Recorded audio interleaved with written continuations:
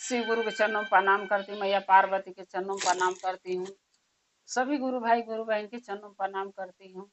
मेरे प्रणाम को स्वीकार कीजिए। नीलम दीदी हरेंद्र भैया के चरणों में प्रणाम करती, मेरे प्रणाम को स्वीकार कीजिए।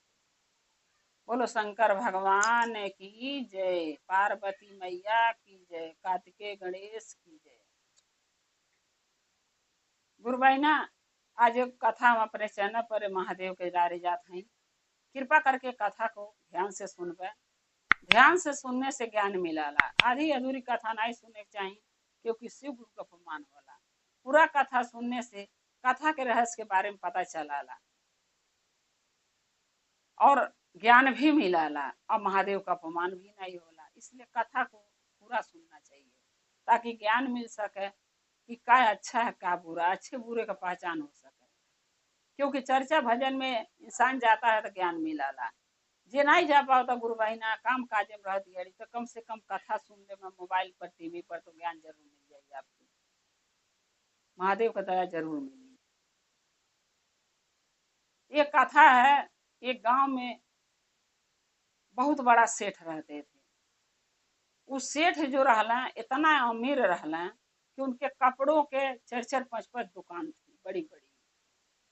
सेठ के पास कोई चीज के कमी नहीं रहे, धन दौलत रुपया पैसा गाड़ी बंगला सब रहे सेठ के पास।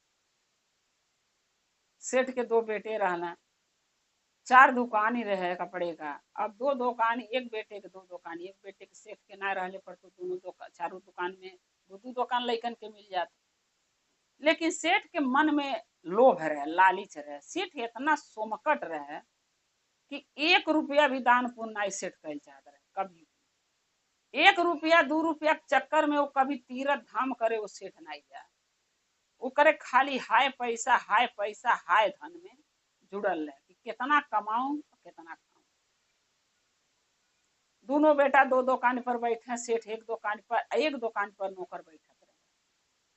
वो नौकर से प्रतिदिन वो हिसाब ले, बेटो से तो नहीं लेकिन वो अपन रहा, लेकिन नौकर से प्रतिदिन हिसाब ले। नौकर भी हिसाब ईमानदारी से दे दे। सेठ के जो पत्नी रहली उनके मन में थोड़ा सा देवी देवता के लिए, भगवान के लिए, पूजा पाठ के लिए उनके मन में श्रद्धा था रहे कि भगवान के दर्शन करे के चाहिए, पूजा पाठ करे के चाहिए, तीर्थ धाम जाए के चाहिए। लेकिन जो सेठ रहना वो बहुत लोभी, बहुत कंजूस रहे, कहीं नहीं जाए चाहे कि पैसा खर्चा हो। एक बेर का भइल कि सेठ के जो नात रिश्तेदार अड़ोसी पड़ोसी अना एक दिन घरे, कहला हे सेठ भाई आप दुकान छोड़ के कहीं नहीं जाला, 2-2 ठो बेटा जवान हो गई ना, 2 दुकान संभाला ताना, एक पर तू खुद बैठा तड़ा, अरे यहू पर नौकर लगा द बैठी चला तीर्थ धाम कही आवल जा। जीवन में का रखल बा? अरे आदमी का लेके आयल बा का लेके जाई, खाली हाथ आयल बा खाली हाथ चल जाई। ये धन दौलत रुपया पैसा गाड़ी बंगला यही रह जाई, साथे कुछ नहीं जाई। आ जो हम अच्छा कर्म करब, सत्कर्म करब, जैसे मंदिर जाइल हो गए, पूजा पाठ हो गए, केहू के दुखे के भूखे के खियावल पियावल दान दक्षिणा हो गए, तीर्थ धाम कैल हो गए, कथा पूजा सुनल हो गए, यह साथे जाई। सेठ का कहा था वो लोन के कि नहीं हम नहीं जब, वहां बहुत पैसा खर्चा हुई। एक तो किराया भाड़ा लगा के जाए पर हो पैसा लगी, ऊपर से जहां हम नहाई घाट पर तो वहां पे पंडवा पहुंच जाए कि ला भाई दक्षिणा लाओ, ला भाई महादेव के माता के नाव पर दक्षिणा दो, सीधा दो। सो हम नहाए नहीं जावे, हम घर ही गंगा जल डाल के नहा ले। अब उनका बात सुन के सेठ के अड़ोसी पड़ोसी भी चले गए। कहला भाई जब जइबा नहीं करिए, कितना पैसा का लालच बा, पता नहीं का करिए, बांध के सिरहाने धके लेके जाइए का करिए। इ जइला नहीं चाहता ना, इनके समझावल बेकार बा। इतना ज्ञान दिया नहीं समझ, फिर भी इनकर दिमाग में समझ में नहीं आवता, इनके हाय पैसा लागल बा। वो सब चल गई अपने घर। तब सेठाइन कहती है कि हे सेठ जी आप आज तक कितना धन दौलत कमैलक, चर्च एक दुकान से 4 दुकान भैल, 3 दुकान एक्स्ट्रा हो गए, आ 2 गो औलाद है, ये धन कौने काम के बा? जब हम कहीं तीर्थ धाम करे नहीं जा सकीले, पूजा पाठ करे नहीं जा सकीले, कौन फायदा बा? न खुद जाला न हमहू जाए देला, हम ही जाए द। सेठ कहला नहीं, औरत के जात तू कहाँ जेबू, तू किराया भाड़ा लगा जेबू, ज्यादा पैसा खर्चा का कईबू। कहली तब तू ही चल जा, अगर हमके नहीं जाए देबा तू ही चल जा। तो सेठ कहा था ठीक बा, इतना कहती हो तो जाबे, लेकिन दूर नहीं जाबे। जो 1 घंटा का राही बाटे, आगवा जाके कुछ दूर पर एगो नदी है, वही में जाके नहा लेबा। वहाँ शमशान घाट बा, वही लोग लाश उसी लेके जाला। आज सोचत हई कि वही जाके नहा ली, लेकिन सबके साथ नहीं नहाई।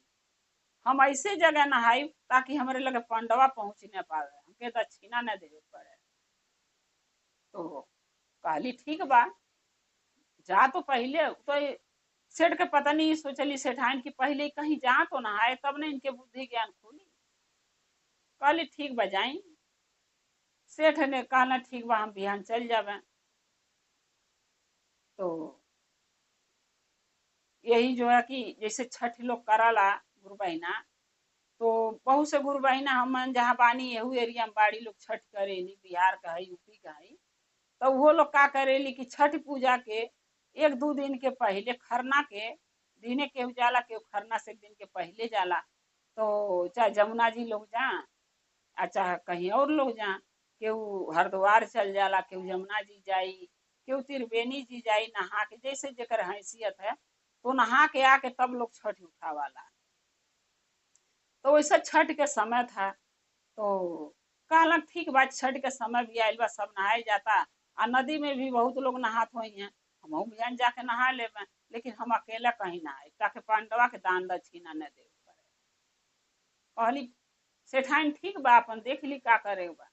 गईले नहाए, देखला नदी में बहुत भीड़ बा, सेठ जीतन सबके साथ नाई नहाइले। एक किनारे एक वाहे चली गई न, कहाँ एक वाहे गई न जहाँ शमशान रहे, लाश जरावत जात रहे। उनके ही लगल कि यहाँ तो के हुआ ही नहीं, लेकिन वो सेठ के ही नहीं पता था रहे कि शमशान तो महादेव का है। हमारे महादेव जो हमारे भोले बाबा शिव गुरु हैं, वो तो शमशान में ही वास कर रहे। तो शमशान जहाँ रहे, जहाँ लाश जरावल जाता रहा, वहां जाके सेठ नहाए लगना। अब महादेव कैलाश पर बैठे बैठे भोले बाबा सब कुछ देखत रहना, हंसत रहना कि सेठ के पास इतना धन बा, लेकिन 1 पैसा के चक्कर, एक पैसा लगी नहाने के लिए दक्षिणा, और 1 पैसा बचाए खातिर सेठ कहाँ नहाए जाता? शमशान में, जहाँ हम खुद वास करी ले। महादेव का वहाँ मूर्ति रहे, सेठ के ही लागल ही तो महादेव के मूर्ति है, महादेव थोड़ी नहीं है। अब महादेव कैलाश से चल दी है ना, और शमशान में चली गई ना, पहुंच गई ना। और सेठ बुड़की 3 बुड़की मारी भई लहल, सेठ नहाए के 2 बुड़की बाकी था, 5 बुड़की गुरु बहिना कहीं भी जाला सब तो नहाला मारी के। 3 बुड़की मल्ले रहना, 2 गो बाकी रहे। तबले महादेव का कहना कि अपने असली रूप में शमशान तक तो पहुंचना, लेकिन जब वहां सेठ के पास गई ना भोले बाबा, तो एक पांडवा के रूप धली है ना, एक पंडित जी का रूप धारण करके गई ना। जब सेठ 3 बुड़की मार के 2 बुड़की बाकी रहे, चौथा बुड़की मार ले, अब 5वां बुड़की भी मार ले, कहला सब तो 5 बुड़की हो गए, अब निकल के जल्दी भाग चला, नहीं तो केहू आ जाये हमके दक्षिणा देवे परी, कोनो पंडवा आ जाई है तो। अब का कही ना, हाली हाली लगना निकले तो ले नजर पड़ी गई पंडवा पर, महादेव जो पंडवा बन के गई ना पंडित। तब सेठ अब करा तो का करा, क्योंकि उघारे रहना, कपड़ा तो बाहर रहे। तब सेठ कहा था ना कि अगर पवरे आवत तो हमें नदिया में पवर के दूसरे साइड निकल जाती, काहे से जो आयल बा पंडवा पंडित बन के, ई दक्षिणा जरूर मांगी। मगर पंडित के पास कोनो रास्ता नहीं रहे, बिना बस्तर के कहीं जा नहीं सके ना। पंडित जी के पवरे आवत नहीं रहे, नदी में निकलिए तो वहीं निकलिए। पंडित जी निकलना बाहर, तो ले पंडवा बन के जो महादेव गईला ना, कहला बच्चा दक्षिणा निकाल। पंडित जी कहता ना, हाँ दक्षिणा किस बात का दक्षिणा? पंडित जी कहला कि थी सेठ कहता ना के बात, किस बात का दक्षिणा? पंडित जी कहला कि दक्षिणा बेटा, जो तू नहाया है नदी में, नहैला, ओकर दक्षिणा देवे पड़ाला यहाँ घाट पे, सब कोई देला। कहला कितना दक्षिणा भाई? सेठ कहला। पंडित जी कहना 1 रुपया यानी 1 पैसा दक्षिणा हमार भाई, 1 पैसा दे दे। सेठ कहा था कि अरे बाबा हमारे पास तो दक्षिणा के लिए पैसा है ही नहीं है, मैं दूं कहाँ से, हम तो पैसा लेकर अइले नहीं है। पंडित जी कहना अइला कैसे इतना दूर, कहा था पैदल आई नहीं, 1 घंटा तो लगल है पैदल चलने में, पैदल आई नहीं। पंडित जी तो महादेव रहना जान गए नहीं, बड़ा कंजूस बदे है नहीं। कहला ऐसा बा कि भाई ये जो हम कॉपी लेके आई हैं डायरी, तू अपना नाम बता, गांव का नाम, अपना नाम, घर का पता, एड्रेस इसमें लिखवा। सेठ कहना का करेगे, कहला लिखा तो पहले फिर बतावे नहीं ना का करेगे। अब सेठ तो आसानी से लगना बतावे, गांव का नाम ये है, घर का प्लाट नंबर इतना है, ये मोबाइल नंबर है, ये हमारा नाम है, ये हमारा एड्रेस है, सब सेठ जब लिखा दिया ना, अब महादेव जी पंडवा के रूप में जो आए ना वो लिख लिया ना, तब सेठ दोबारा फिर पूछा था ना कि अरे पंडित जी काहे लिखला है। तब महादेव हंस के कहा था ना, पंडित जी अरे तुहरे घरे पहुंचा भी एक पैसा लेवे खातिर, तुहरे लगी यहाँ नहीं बा, घर मत बा ना, तुहरे लग कोई चीज के कमी नहीं बा, एक पैसा ले तुहरे घरे पहुंचा। अब पंडित जी सेठ जी सोचे लगना कि बतावा कि असली पता भी नहीं बतावल चाहत रही, तो घरे तक पहुंच जाए। पंडित जी दौड़ी दौड़े कपड़ा पहनना जल्दी जल्दी, या सोचा ना कि ये पंडित जी से पहले हम घरे पहुंच जाएंगे। सेठ जी सोचना, सेठ जी जल्दी जल्दी जैसे घरे गई ना, घर में घुसल दरवाजा बंद कर लिया ना। मेहरारू कहती है का बात है पंडित, अरे सेठ जी काहे ना जल्दी दरवाजा बंद करता रहा, का बात है, जैसे लगा था केहू तुमके दौड़ौले आइल बा, भागा तारा। सेठ जी कहला हाँ यह सोचिला, केहू अगर दुआरी पर देखा आ गई तो वो सही ने कहिया हम घर में बानी, कह दिया सेठ जी घर में नहीं बाना। और महादेव रहना वो तो सब देखत रहना कि के कहाँ बा, उनका नजर तो चारू ओर होला। जब पंडित जी अरे महादेव पंडित जी के रूप धारण कई के गेट पर गई ना, दरवाजा खटखटौला तो आके सेठाइन खोलली, कहली का बात है पंडित जी कैसे अब मिले आए। पंडित जी कहला अरे सेठ जी से मिले आयल बानी, अतः का करे के का बात है। कहला कि 1 पैसा हमके लेवे बा सेठ जी से, और 1 पैसा के चक्कर में हम यहाँ आये। कहली कैसन 1 पैसा, सेठाइन कहली। महादेव कहला पंडित जी की 1 पैसा नदी में गईला नहैला दक्षिणा नहीं दिहला, और 1 पैसा हुआ हम लेवे आई।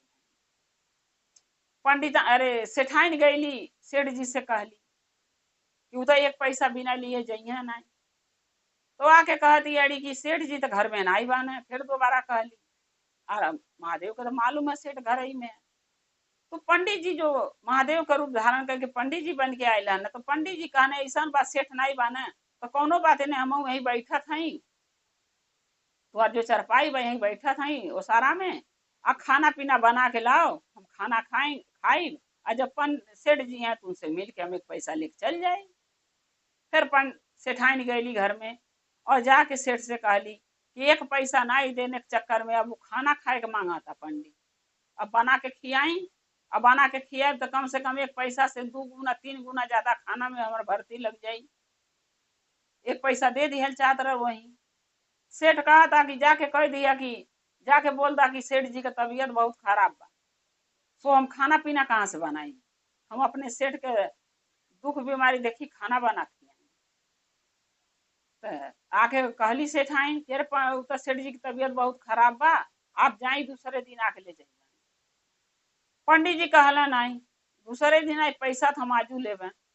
हाँ ये कह सकेली कि वैद्य के जाता नहीं बोला के ले आई, आके दवाई कर दी, तुम्हारे सेठ जी ठीक हो जाइए, हमके पैसा दिए, हम अपने घरे चल जाए।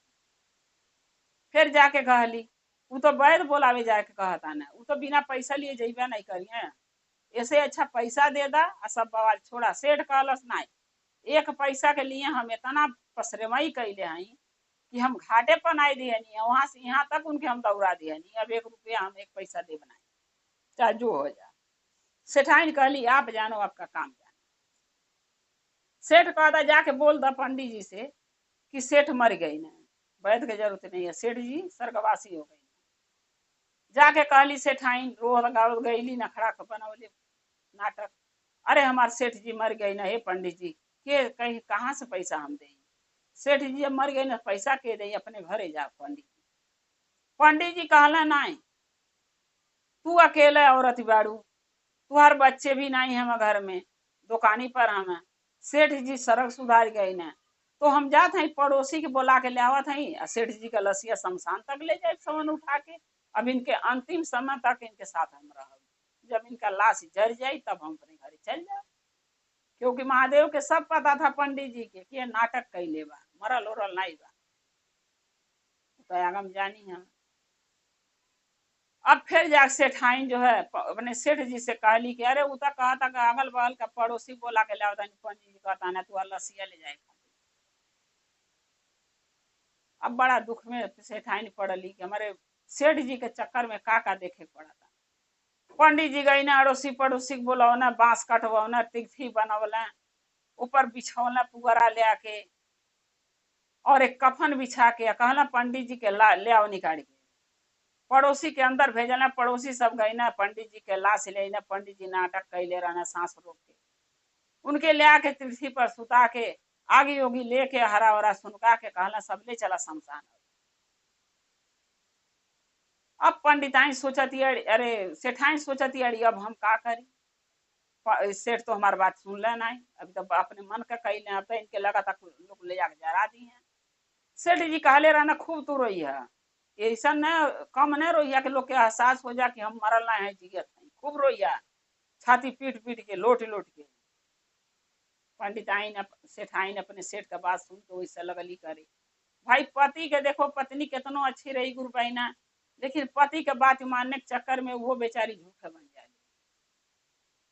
अब लगली लोटी लोटी रोए, जब लाश से उठ के जाए लगल तब कहती अरे यार हमार सेठ जी जीवित बाने, अरे न उनके लोग ले जाऊ जीवित बाने, नाटक कैले बाने।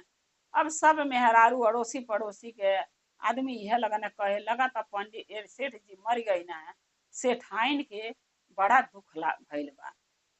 इनके लगा था न कि इनकर इतना इनके झटका लागल बा कि अपने आपा खो दिले बड़ी, मरे हुए आदमी कह दियड़ी जीवित बा मत ले जा, जिंदा हमें सेठ जी मत ले जा। ये बेचारी के बड़ा दुख भइल बा। तो सब कहता अरे भाई सही बात बा, जेकर जवान पति मर जाई वो कैसे रही, वो तो दुखी होबे करी। अब ई दौरा पीछे पीछे ना हमारे पति मरल ना हमारे सेठ जी जिया ताना, इनके बात ही पर सेठान के केहू वकील नहीं कही, लोग शमशान लेके चल गया। सब मेहरारू पंडित अरे सेठान के पकड़ के जबरदस्ती बैठा दियली, उनके नहावे धोए लगली, अरे पागल हो गई बेड़ी, कहती अड़ी मरे हुए आदमी के जिंदा बाना। जब शमशान लोग लेके चल गया, सेठाइन चिल्लाती रही, उनके बात के कोई विश्वास नहीं करी।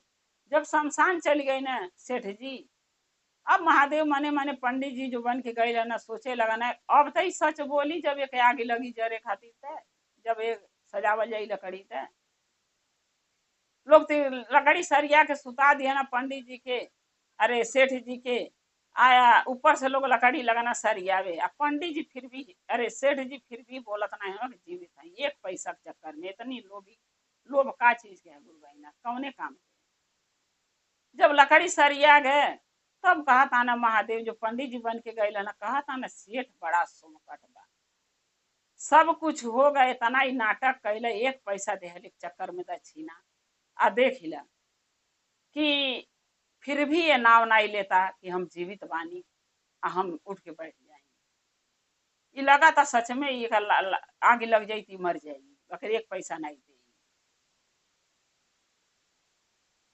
जब लाग लोग लगाना लाश में, जब उनका बेटा सेठ के लकड़ी में लाग आग लगा के लगा दिया लस एक साइड, तब सेठ जी डर के मारे उठ के बैठ गए ना, अब उतर के लगाना भागे, कहता ना अरे हम जीवित बानी, हमारे जीवित बानी, हमके कहाँ जरा उतारे, अपने बेटा के लगाना बोले।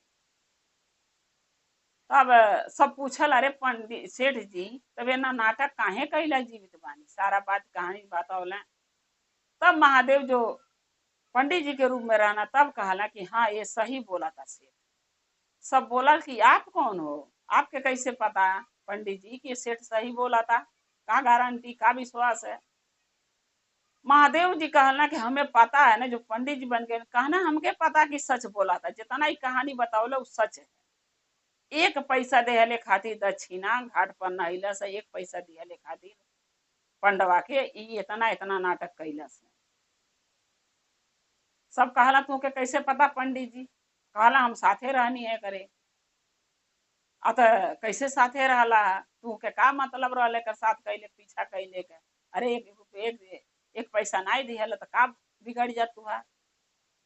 कहला केहू के अच्छा बात ये अच्छा राह देखावे खातिर हम ही जरूर करी ले। कहला सब आप हो कौन इतना इनके सेठ के अच्छे मार्ग पर चलावे के ज्ञान देवे खातिर आप इतना तपस्या कैला इनके घरे तक आ गईला इनका लाश भी लेक शमशान तक पहुंच गईला। महादेव अपने असली रूप में आइला आ सबके अपना असली रूप देखौला। कहला हम कोई साधारण पंडवा पंडित ना है हम स्वयं महादेव हैं बस एक रूप बदल के इनके अच्छे मार्ग दिखावे का आइला नहीं है इतना ही लोग ही बाना। वो जो सेठ रहना उनके महादेव के चरणों में गिर गई ना कहना हे भोले बाबा हमके क्षमा कर दा। महादेव कहना देख सेठ सब कोई भांग धतूरा बेल पत्र चढ़ा के हमके खुश कराला।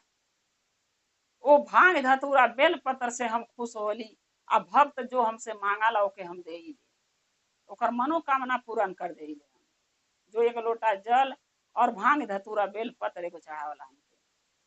आ तू तो अपने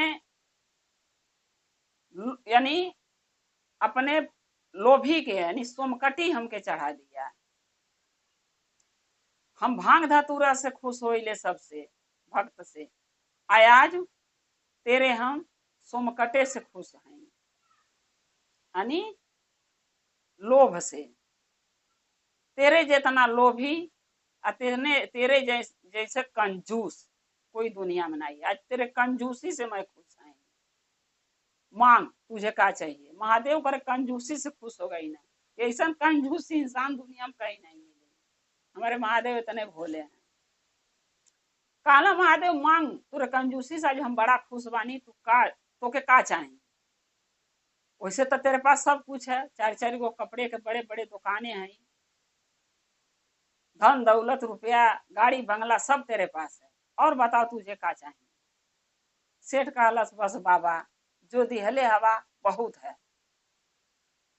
बाबा आज से हम यह चाहते हैं कि हमके आपका ज्ञान मिले आप हमें अपना ज्ञान दी अच्छे राह पर चले खातिर हमके बुद्धि और रास्ता और ज्ञान बताई और हमें कुछ नहीं चाहिए। महादेव कहना कि देख सेठ धन दौलत दुनिया कमाला आ सब यहीं रह जाला एक अच्छा एक सत्कर्म साथे जाला। अच्छा वो है कि वो भूखा है भोजन करा दे कोई प्यासा है पानी पिला दे। बहुत ज्यादा धन हम तोरे पास है तो दान कर ओहू से ज्यादा बढ़ रहा है तो तीरथ धाम कर। ओहू से ज्यादा धन है और भी ज्यादा है तो कोई गरीब के बेटी बेटा का ब्याह करवा दे कोई गरीबे के घर बनवा दे कोई गरीबे का बेटा पढ़ना चाहता है और पास धन नहीं बा के स्कूल में पढ़ा दे। अच्छे कर्म में धन लगाओ बाकी दान कर जो भी कर लेकिन दान कर। सेठ कहलस ठीक बा भोलेनाथ आज से ऐसा गलती नहीं करब। हे बाबा जो आप ज्ञान हमके दिहला वो ज्ञान हम जीवन भर मरते दम तक याद रखब आज जो आपका तू कहला बाबा वही याद रखब बाकी कुछ नहीं। आज से हम सोम कटाई नहीं करब लोभी नहीं बनब आ कंजूसी नहीं करब। आज जो भी हमारे पास आपका दिहल बा दिल खोल के दान करब। गुरु बहिना जैसे महादेव पंडवा के रूप में इतना मनो ज्ञान देवे खातिर इतना कष्ट उठौले और घरे तक पहुंचिए ना अब फिर वो जो लोभी कंजूस जो सेठ रहे ओके अच्छा मार्ग अच्छा राह दिखा दिया ना ओके ज्ञान दे दिया ना वो सुधर ही है। वैसे हाथ जोड़ के प्रार्थना करती हूँ कि महादेव सबके बुद्धि ज्ञान दें सभी गुरु भाई गुरु बहिना के सबके सबके अच्छे मार्ग पर चलावे के महादेव भोलेनाथ रास्ता दिखाना सबका बुद्धि ज्ञान बढ़ावे बाबा। क्योंकि बहुत लोग दुनिया में ऐसा बा कि ज्ञान बिना अधूरा बा केहू के पास ज्ञान बा केहू के पास नहीं बा। बाबा सबके ज्ञान बुद्धि दें जैसे ओके सुधार दिया ना वो लालची लोभी सेठ के कंजूस सेठ के अच्छे मार्ग दिखा के ओके सुधार दिया ना बाबा उससे सबके बुद्धि ज्ञान दे सबके अच्छा राह दिखाना। गुरु बहिना अगर ये कथा हम गुरु के चरणों में रखते हुए यह कहब अगर मेरा कथा आपको अच्छा लगा कमेंट में लिख के जरूर भेजना चैनल सब्सक्राइब कर लेना जो नया नया कथा मैं अपने चैनल पर डालती हूँ महादेव का वो आसानी से आप तक पहुँचे। आप हमारे कथा के देखते रहें, अपना प्यार अपना दुलार देते रहें। हम और आप शिव परिवार से जुड़ल रहें और ज़्यादा से ज़्यादा लाइक और शेयर कर दें। हर हर महादेव, घर घर महादेव। महादेव का दया और कृपा सभी गुरु भाई गुरु बहना पर सदा बना रहे। शिव गुरु सदा आप लोग के साथ में। जय शिव गुरु।